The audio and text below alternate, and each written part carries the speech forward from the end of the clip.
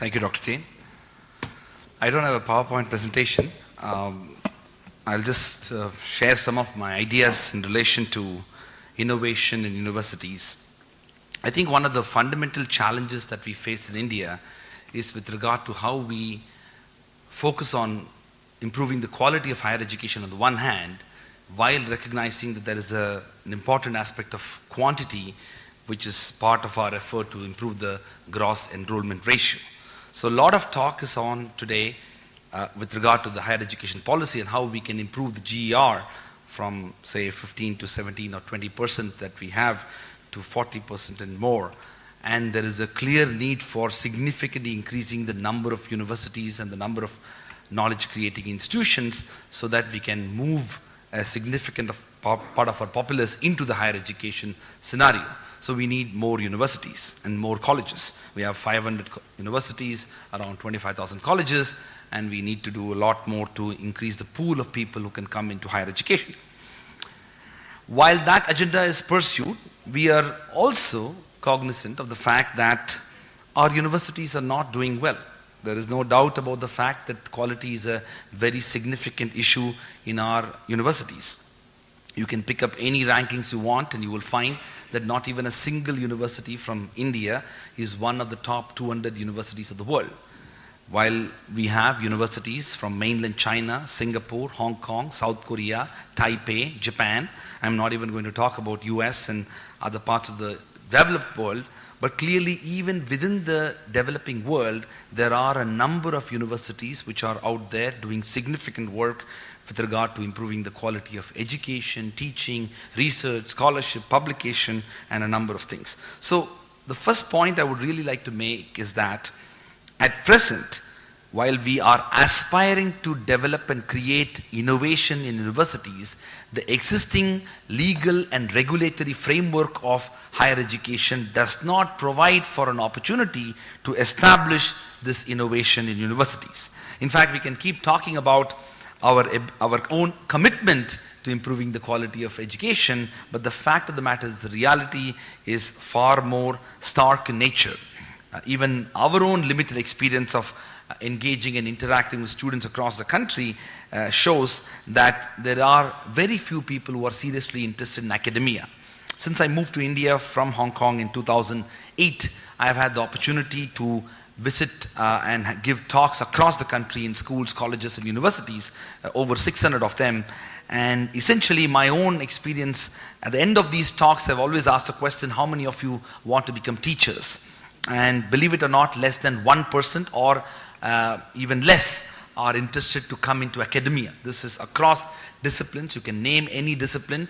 You will by and large find the best and the brightest of Indian graduates are not interested in academia. There are a number of fundamental issues that are affecting the higher education sector. So innovation need to be seen in the context of the sort of enabling environment we are interested or we are committed to making sure that people are ready to become part of higher education.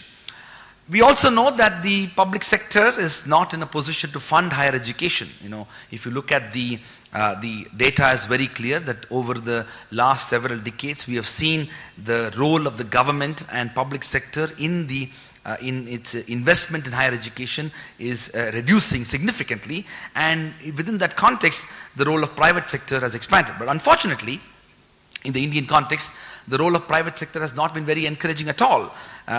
While Harvard and Yale and Stanford and NYU, all of them are private universities, the Indian private universities, private higher education scenario has not been very positive. Most private sector initiatives in the field of higher education has largely been mediocre, commercial, profit-making in nature, and have not been able to produce the kind of innovation that is needed to fuel social, economic, and other forms of development. So now one of the more recent developments I would like to share with you briefly. The Planning Commission set up a committee under the chairmanship of N.R. Narayanamurthy, and this committee recently produced, just a month before, a very good report on the role of corporate sector in higher education. A number of progressive set of recommendations have been given by this committee, but I am not so sure whether any of these recommendations will be accepted by the government, let alone implemented in the years to come. Nevertheless, it's a useful document to refer to, and those who are interested in seeking innovation in universities, I would strongly encourage you to do that. One of the larger challenges with regard to promoting research and creativity in Indian universities is the fact that how do you create an enabling environment for research? I had the opportunity to study in two good universities in India. From the University of Madras, I got a degree. From the University of Delhi, I got a degree. Then I got a degree from Oxford University in England, and then another degree from Harvard University in the US, and another degree from the University of Hong Kong, which is the #1 university in the whole of Asia under the Times Higher Education ranking.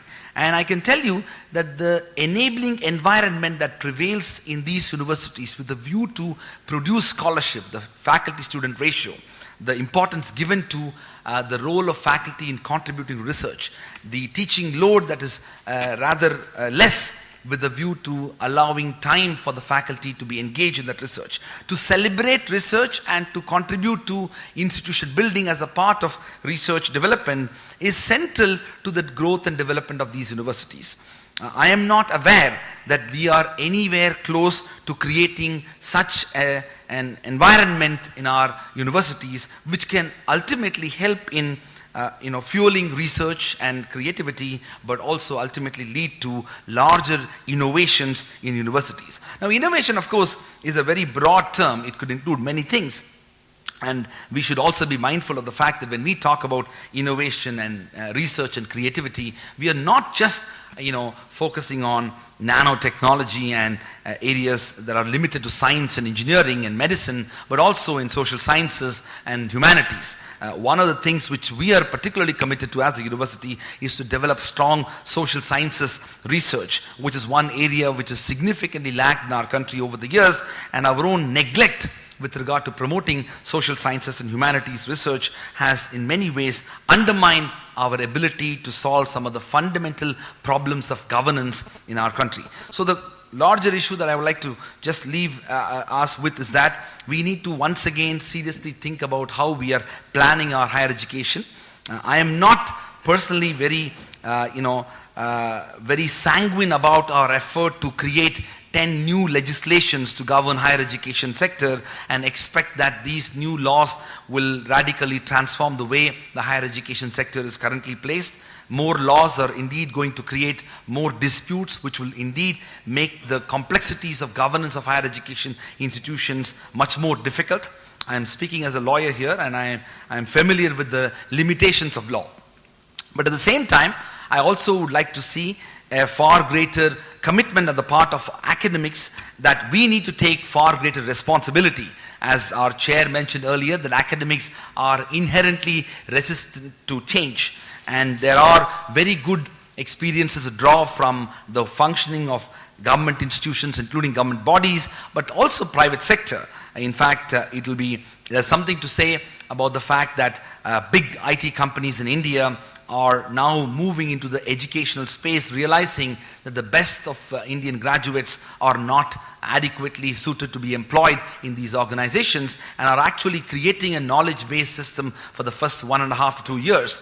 This also reflects the sad reality of the quality of our educational institutions, and it's important we recognize that. Lastly, I would like to conclude by sharing a personal experience. Before I moved to India, I was in Hong Kong for several years teaching, and at that time I got an opportunity to travel across China. While we should seek inspiration from the US and other parts of the developed world, we should be very mindful of the dramatic transformation that is taking place in the higher education sector within Southeast Asia as well as China. I was teaching at a university called East China University of Political Science and Law, which is a 100-year-old university. One of the research associates in that university wanted me to visit their sort of developing new campus outside Shanghai, which is 1 hour from Shanghai. He took me there. I was mesmerized by what I saw. 15 new universities were coming up in that place. Each of those universities were built in a 250-acre type campus. Some of the best faculty from around the world were brought into these campuses. And I was asking him, so tell me what's going on here. This is extraordinary. Tell me more about this. And he said something which I will never forget. He said that, 100 years back, US established MIT, Caltech, Harvard, Stanford, and many other top universities. Faculty and students came from around the world and studied in these institutions and went back to their countries and also changed many things in their own countries, including in the US. We in China want to be like that. And he said, the last thing which he said, which I will leave in this discussion with that is, he said, we in India, or we in China, are not interested in what is going to happen in the next 10 to 15 years. We are interested in what is going to happen in the next 100 to 150 years.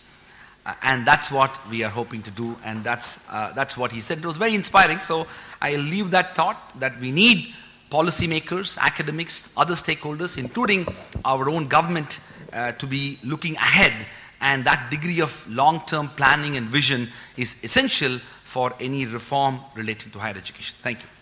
Thank you, Dr. Raj Kumar.